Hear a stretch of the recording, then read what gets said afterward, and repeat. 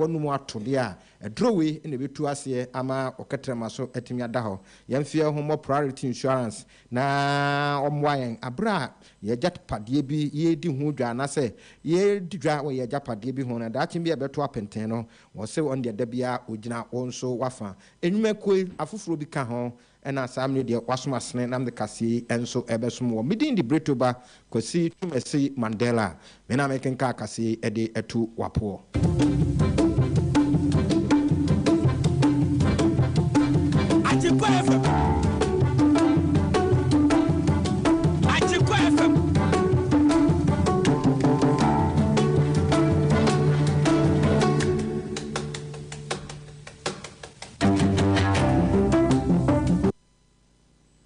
afe kase no munchiremu ensu enie se yetiefo beka emre kakra bi mu ni yebo mo amane se samre de America man mampani kama D Harris woba abepie mu ewa bibire mu aman bi so na oman Ghana otwede ampokwa nyankopɔ boae ema bibima miensa woba so no Ghana enso ebeka ho na no na samre de amanbo na babonten di twudwa se otwede ampokwa nyankopɔ pe na dwada ebe eto ama Ghana ni wiase ma nyina so de a ene maami oba bepie mu ewo Ghana man enso emu na nkra na koso akirem se oba one Ghana mampani na adada nkwa akufuado afi na bedi akire ene mpanimfo ahodo bi a wo de titire wo Ghana man mu wa ban mu no wone wo mu nyina enso ebehia na wo kiremu ana we no sene ya di ka bo no enye Ghana nko an oba nemum abibiman be sem yenu ko man Ghana ho ena omampani abedi akire wo ba ne nyina enso emu na sama ne boy American Chamber of Commerce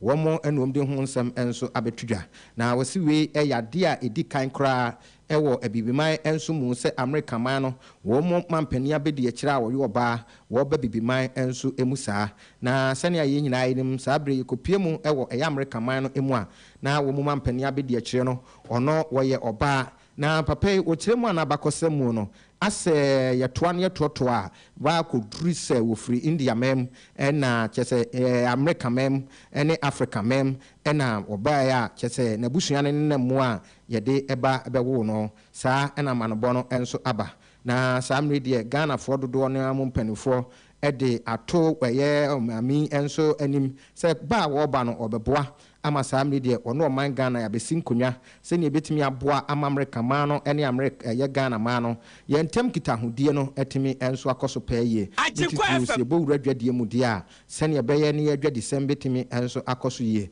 na no ene nipa bi bamane se wedi Ghana atadwe amafo wa yatede se omampani abedi akire yi ebe sabre ya epa ye ho aye hu ya asnemu na niema aye den enso ede amaye yedi yi se ebi a no twede ampokwa anyankopon aboa ne afama ami so na niema bi a wose yehia free eye America man no memu na abeboa amoye man no etimi afa ne ntan pefra no eno so betimi aboa eno achi no okiremu a na no beboa ama abibiman ya dodo no wa America man enso emu no ye corporation a edaye no wo mo entem no oba be hyemu enso ekra miamia huduo bi etese ngomesua apomuden bambo ena afi so eye obaade bobremu niam ahodo a wode enso eja Ghana na eno omde to aban anim se mprempre ya na be yawu ha ehiama private sector osa ban no oba otimi sinpi na ode kire no se ne betimi aboa 101.9 bi ode akoto mpanimfo animu no mo timi enso aboa ama Ghana ama private sector economy no a samli no yegidi yese eno boa emoma no timi fa ne ntan pefra no eno so otimi akohyemu kra enso ewo eho na se yekoye chi a emre kakrani ena babeto dwa se Ghana mampani na adodanko akufuado wabo na sebedwafo bi edin se samre de yenunu wo mo ne yejuo mutum a wo mo enkoye asoafo ewo miame yahoduo bi ewo Ghana man enso emu Ghana for dodo no akasati ani titru ehedom kuma no ne omu kanyina ne se sene o man samre esi kasem esi akoye eni hu kwan se ebia Ghana mampani wo pause afo foforo kra enu nti enede ese kopiemu ewo mra sebedwafia sabre yi a meka se aba ho asema be ye den a dia koduro nyina ene se wo mu BRETUOBA ewo Ghana mampani nkrofo ya opa wo mu eso na senia ye nyina anim no yade anipa ya bo mu nyina den no wo mu akọ vetting na vetting no mu no betuja se dom kuma ne se baabi aduro no nyade bi anipa obadwo mu atom ne okena enso ka ho bie ti baabi a akoduro no wo se yetimi tu wo mu so aba na se yeto aba no na de obedi nkunim no na kyese na no disem yage atom se dom kuma no kodi nkunim a na nipa ya pa wo mu so wo meye mrahya badwafo wo mu meye ya soafo yi wo mu dwumadie no entimi emem se enso edom kase no kodi nkunim dia na afi nipa asamre wo mu so aba apa wo no wo mu bifrase enso ayedwuma timprempren ebi a yenwie kasebo no na no ho adisem enso aba sene na ye ba no de na bato no ase beba so na ase mba so sanse na dom kuma no de wo mu asinkete se yento aba no ena yese dom kase nso komu na dodo no amamra hyebedwa fie ti no so epese yentu nhyeda na yakoto saa aba no enso ewo ho nipa asamre yeto wo so aba bi ne adanse asokwa mra hyebedwani yewura akwabena tahili eye hamon wono samre abonidin so onkoye soafo a wokohwe dwade ensem so 101.9 woko wakwakohye nanan afi Dr. Stephen Amwa wono so yabonidin se asoye ho no a eye dwadie enim fididwuma so no wono so yedi nutumu a wono ena wokoye na bedi akire afi yeko abetifia yewura brand echampon wono so yabonidin se yegini nutumu a wono no wokohwe eye enuane enimfudie ensem enso eso na yewura ya samro bepe mampanina kunwan wono ena kyese wokohye nanan afi mrasha badwani a wogina mu madeshi a wo mo kalaga yewura Mohammed Amin Adams wono so yabonidin se woko Minister of State se otimidim kunim Foreign Affairs enso etoaso ewo no dwumadie enso mu sana Habert Krampa wono so Deputy Minister Trade Ministry na afi yewura Deputy Minister wono so yabonidin ena yewura wono so wogina mu madeshi o mo Kwapem South o sebonsu amwa wono so yabonidin se state local government and rural development ministry and also yabonidin na sesamre de kogini tumu a wonso ekohwe asoye ne so pempre ya ye ba kasafidie so de na wo mugusua ebobo sansam no seniam di kaka se dom kuma se yento aba na dom kase so emso mu hwe wo ho a eno mu krofo dodo no amenti no wom se yentu enhye da no yenim ye besi a kire nemom repemu no de besi ewo ho bia no nya de bia ye tiefo pa ye besi mu aso enso ewo eho AGYENKWA FM yensa enko mrase badwafie ho a na afie twemu no bosome nso enso emu no ena Ghana mampani okobo mpanimfo enan bidin se samre de yajuo mutumu a womo enso enko na womo nko atemuafo asoyeye na womo nko hwe se ne betimi aboa amatemu obetimi afa ne ntampa enso efra na arahusem wo mu nyina enso enese abra ye boss nipa 19 so monko Supreme Court no emu mienu eye babara aka yensu ena Samuel Adibu Asiedu wo mo de yenunu wo mo adu 101.9 samre de wo mo afiri wo mo dwumadi ase na mienu bi aka de yade amrahye badwafo dodo no aka umtrabo mu se nyade bi a wo mbe prene anaso okena na yade wo mo dwumadi atomu se wo mo meyatemuafo na wo kiremu a emfa ho se wo mo dwumadi a na se wo mo tumidi a yade ma wo no afa Judicial Council and afa so Council of State nyade bi amrahye badwafo bi se wo mo yete ase ne okena enso eka ho na se nipa mienu Justice and as yo gewi ena afi Justice George Kingsley Kumsin se nipa mienu ena samre de nipa bi ababonten se wo munyi wo muntum ne na wo munyi wo mu enso entra okena na ensemu ababeto dwakira na George Kingsley Kumsin no kra de ayade nipa bi abaso ye NPP nipa sanse ebrebi a etwemu no okogina NPP amanyokuo no musi ento abamfama no na nsem bi a ye kan no aye mrahye badwani a ogina mu ema de hye a wo mo aso ase yewura Muntaka Mubalak wono ena samre de akopagya absem no aba wo kire se yewura yegini tumu a enye sanse we NPP ni ma papa ebrebi a etwemu nko ogina se ye nto aba enso emfama no na bra yewura Mubalak Muntaka kan semi wo mrahye badwafie efa yewura Kumsin enso na approval na appointment yi hono sei en wo kire na asem enso emu. The Speaker rise to oppose the nomination of these two justices to the Supreme Court. The Speaker, the simple reason is that as we recollect, our work on the Appointments Commission happy my colleague Honorable AGYENKWA was happily quoting Article 128 of the 1992 Constitution, 1284, that was talking about who qualifies to be a Supreme Court judge. But what he forgets to add, Article 296 of the 1992 Constitution, that mandates persons vested with discretionary powers what they need to do. Now you need to have the great privilege of vetting almost all the Supreme Court judges that are sitting on the bench today. Mr. Speaker, you and I know there are 3 legs through which you can rise to be at the Supreme Court. One, either you are where you have excelled in academia and therefore you are being moved from the academia into the second leg is you have been in private parties. Just like the chief, you've been in private parties and you distinguish yourself in private parties. That means the minimum.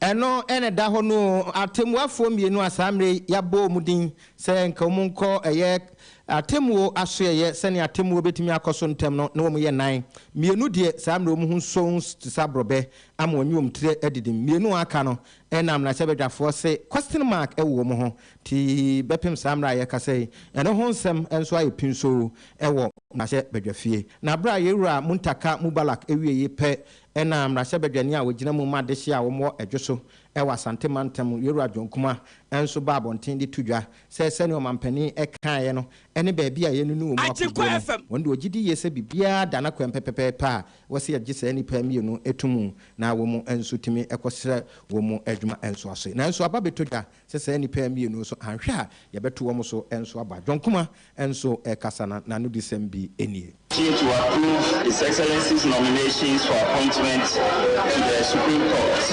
Mr. Speaker, Article 125 of our Constitution says that justice emanates from the people and shall be administered in the name of the Republic by the judiciary, which shall be independent and subject only to this Constitution. Mr. Speaker, clearly the judiciary is a very important arm that must be insulated from issues of partisanship and perception of bias. And as a member of the Appointments Committee, Speaker, having listened to all the nominees, I am very satisfied that the committee was right by its majority approved all the nominees that are before us. Yewura dwonkuma ye mrasa badwane ogina mu ema adehia wo mu ewo dwoso no se committee ni nyina aje eye asof atemuafo asamtum ti ogidi yese yemom nko na wo mu enko ye wo mu adwuma se metua mikasa aso de a na medemo ba asante mantem ha na de ani akire eye atwemanwa biagya nof mensin enso emu na krobi wo ho a ye frɛ no adu dwumfo na ne primary school wo ho no wo mu ye mu career day na enumu no ena samne de John Osei Kwasi Afram ono eno ye headmaster e school enso emu wona nsentwerofo abon komodo de ato omo anim se ayedene e de amo wo mo ne se ne sei wo se primary school no enkonwa a wo mo betena so na wo mo asua de no kra no e ho asem akoyedene ti duru bia ne nkwalai wo mo tetetete fem a ena wo mo enso esua de eno enkanfa na wato aso akire mu se school dan so a wo mo enso bekomu no e ho asmeden a teacher for so womo pebia womo wen ena kakra na won so ba bi wom duom ti beto bangalo eno so ebi eni ho eni nti aka ho bi amenipa dodo no a womo ayiyi womo mafiri ho a anhwe na mpanimfo ameboa womo a ebeduru ba bi na school da na si ho na obi amfa ne ba sanse hwan na mfa ne ba mra wo metena fam no wontwero na se ebi ayemfo momfofo aso eno nti wakyerem e de atodwa se womo papa ti ko mra na wo mu enso emeboa wo mu na senia idi ka ma wunya ntiye no wo mu atonkra e de ama mrahye badwani a wogina mu ema wo mu a wo mu e kan mu asem onamo Benito owusu bio afi DC ya oho ye ma me Rebecca eye yeboa dodo no afre ne sister ene afufuro bi a wo mu firi ho ene wo mu so a e kan wo mu akoma se daache bia enkwadai baba ye nkwada pa ni abenya sojafo mpanimfo ne amampa 1.9 ntino wasem mrai na momeboa wo mo na headmaster John Osei Akwasi Afram kasa no ne nsem bi enso eni Yeah, made in a open day. I did for the primary. I feel you are tired with the tea and suffer our form of now. You can't hear some chill to win a mind. There's a you better now have to and suffer our form now. You can't hear how I and the other for the boy and the teachers' quarters. The ones I see below. I said, Yana, more important time, Yana, and TSS or Muna. The beach now had more Babua. TSS, Kansas, and teachers' quarters. Headmaster Emma, a year education for primary school. Wokumi, Achuma, Wabiaja, Mensimuno. And as I'm ready, we do one do some no more here some to just and Saturday. Woman will be panting from right now. Woman, I'm a boy. I think a penny a gary we are named Suasa. T. Odukra or Kumi, Nana, a do from Pong. One so any J. And ne the Unqualana Jumedia won't ye pa. Now, I feel also the Tuja. Say near teacher for a king. Also, come be as of the first war. Now, the Nahodi betimino, or betimi, and so I at the Abuamo. Senya the Archimbiano, ye pemra sebia for any atimwa for Niman Penibia. You betimia benya be every kumi, natimi abebuacro. Nana different pong, also say, and now or kind. My father didn't. Mamma, I should have somewhere to say, oh, couldn't my father, Mamma, and Yadu, Mamma, dream, Uncle Swa, Yadman, no teacher, and a credit bank, and Tara from the Chiamo for any woman and from our Musso Custas. I'm still. Number 4 must be a common. May I do a Musso 20. I'm so you come back to me. Let me tell you, Mamu. Oh, ma, Mr. Saturday, one you chance and up as soon as said you again, course, and you happens. You have a chance as you so to be papa. 50 and quarter. Now, me my pen figure. Midin Bosch from my trust. MP Abana, no more. If not buy more, Mr. Abana Fesman. Need in a JHS, ma, with you. Nanano di 7 no Sabino and Mebois. Now, some media in your school, Papa. JHS Emma Adesia womu ewokumi Adesia ma menyina so na yetwa ho nya abo afo nkrato e ba di aka no ye de betoa mo so He wants. What's the wedding is it? Oh, you butu ankasa.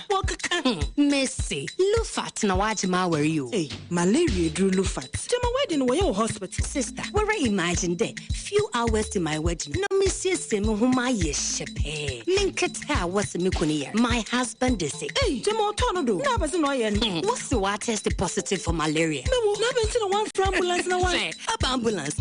It's not a bicycle. No, nothing from Kakabo. No, kick. I just when you wedding gonna me make up Nina. Sometimes. That's right. Nearest pharmacy. So one meji Lufat. Lufat. Entrance pharmaceuticals for one malaria druna. Inyo. No ye now. One ter. Mukuno china nenadi. A brand pa. No kuniso. No puna waka that you may kiss the bride. If you want so day. No, Donna. Man, you don't know. Indeed, I will malaria and come to them. Lufat. Malaria drop test for malaria before treatment. FDA ashesha egede inkrato ajatum se eye. Anokwa maji Hamedi. Me pa chinyejefo na namaji Hamedi sa no. Doctor Amagashi na me kamfo de amount. Ya de eya etunya de ote Hamaka sa no de Hamara ye adwuma. Enu ne betu ya de na se. Me nue nkwachinchin mrawate na bomochichi afri nso ase beka cho se odenchama wu a. Ya nyi na tinye maso hwe huna ji atum se. Doctor Amagashi wote Hamaka sa. Eye stroke nyedwe ya de. Na fo miensa pe odefo ase. 101.9. So si menum no otu ase. Eyem kro ulcer. Wode na fo miensa chinyente ne kuma bonso nkronso ye hwia doctor say ne no ntontia waje Hamedi or the trokunkum bible mu nsem kronkronkron ene beto spiritual marriage na se honhom mu nsem a etena wo so obi ne wo beda yato waduro ade bi ye fa honhom mu no kwahwehwe doctor Magashi ya kwan no besa dia maw nsanom na anu ya mani krotweri se mehwe santamu medie bi ho adanse drugs ene nipa na to mu ntentan oja ya enyai fa wani che doctor Magashi ho na kwakwape yaresa efama no hold ho sensem good honhom etacha ya na so pa emfa nkwachinchin baby am yemfa so kwana no wachinchina fa wo haw ni nyina koda Dr. Magashi he ne ba na mema yebom krokro sadi agrada edwedwai eno so fa kwai na obehwe no asan yade kidney yade eno so Dr. Betuase amagani Magashi a ene ehu amaga hoho fa wani che macro kani police house on hwe ni mu pe ya ye adwuma di frijuoda edi kwesi memeneda ya sha ase anopa no nwotwe a ye po anwumre no nsia frayen was 0547 044307 and 0544 580936 Dr. Amagasiana wa mami ho adwiri yabeda mo asesa mo atwen ne yage aboafo nkrato aba afei enyumeku a wo so ya asena nwumre me kasie ebesom mo priority insurance fa ho bebo wo mo na wo mo third party comprehensive and commercial property insurance wayema sorry school and hostels ahodo ti brai na fantoma bebo mo edia no na dachi bia akwa hohia mu a wo mo enso etimi aboa kuma se montene na fa na so nyina no wohwe mo akira kwan a onsa ebeka wo mo na emum wohwe bia na wonya bia na waba ne kasie main office so ame Matthias Johnson edan AGYENKWA FM bo no ha no mo so wana so be 0244 56 6234 ofresa number ya kwambia so no omo bejo so lufa tablet ne suspension e wadwama so yes bright satridie yade ayode a eno nko anu aduro bedu akagina mu ama ho atowo abra doctor for enso agiatum over the counter store drug stores bia no ebi wo ho na ohwehwa na enya bi ntode a na adoni a kire ke opposite room e ho de abusu se cha na se wa from penifo e was 0541268721 so baby a wo che bia om de bi ebebro Magashi spiritual and herbal clinic yes say yade beauty say stroke ulcer afi asthma se wato ensam ntentan no ni nyina no Nyankopon so ebefatu ase de amawo na se ekoba se bia esunsun mu de ase abodua wo furu ahono na so kwaware a enye yie no eno so doctor se fabra no befa trokonkron so na eno so wapam to mikro no ama ho ato so ame micro akane fia na apresifo timu no wone no ne di enhwanimu pe sa na kaso prison junction oben prison canteen eyadwada akopem memeda na wotwe kopem no sia ene doctor enkasa san so sesa magani Amagashi a ene hu amaga hoho frɛ no 0547 044307 na 0544 580936 enso eno Skin City Laboratorium ene uhunu baba wa bia na we de kama na chese wo mu nko no bi en wasra ebeyi na nso oben pimples ene ne keka ho nyina mampele kurodo sonom ni nyina no ebeyi afiwa ma we de na adaso paye de ade na nhwehwe ye nko bi na nto na emum se kroma na wo de akoi na ye nyina wo we de so enyine nkuma kai se ubehu yen ewo asokoremampo affordable house no ha main entrance no ne edi no ehwe ne mu tech mezima junction na abesie no akoho na so be from penifo 0248 936297 0248936297 enso eso afi adesie mo adwenkyere memfa enso entoa moso teacher constitution ewo wiamwase enwo so in fact dom kuma nyamu ye de asem nyamra hye bedwafo kra bibia beboa mo man Ghana akoso ewo numedie mu no mo se mompe tidie bempa ena yenyamu Dr. Mahmoud Bawumia woni Mavis Nkansa Bodu mo na nwumre wo chiamo ejambole ewo wiamwase hwa enwo se enemre mu pa ni bia kona nimu a ade achen kuro bia so yi eye no kura se ba bi wo hɔ a enkwada tefem ene ne so no mu tworo anaase wo mu sua de na nanado ye sikai no wadi no nyafu yi yankwada bi ene wo so etefem ne tworo Brave Lion enso se parliament on de ogitum se sa nominations no aba no monyi wo mu ntum mon yete wo mu kura ye atemuafo no ne asoafo no ni nyina ye waste of money Crispo ewo eye fufuo eno se omampani dada amahama ase wo mu no ho woni ma hodo bi mu na da bia saa ne betimi akoso ni titru 2024 ba ye beto no obesu mama ewo Ghana mem Flipo ewo eyatemetim Antimage store na wo se woni SD asore no ɛna ɛdi nhwɛ no mu wɔ se news no wɔ enjoy pa a kɔtena se anaso yi na fidie firi ha koraa ɛnyɛ yie nti deɛ ɔka nyinaa ne sɛ yɛn keep it up ɛwɔ adwumadi a yɛdi mu wɔn de ɔba no ankyea no maame a na kyerɛ sɛ wɔama ante Mary wɔ gyeni so Filipo se anwummere ɔkyea wo adehyɛ ma me nyina hae na kase a mede bɛtu mu apo anwummere no memfa no nyinaa ɛnsi akae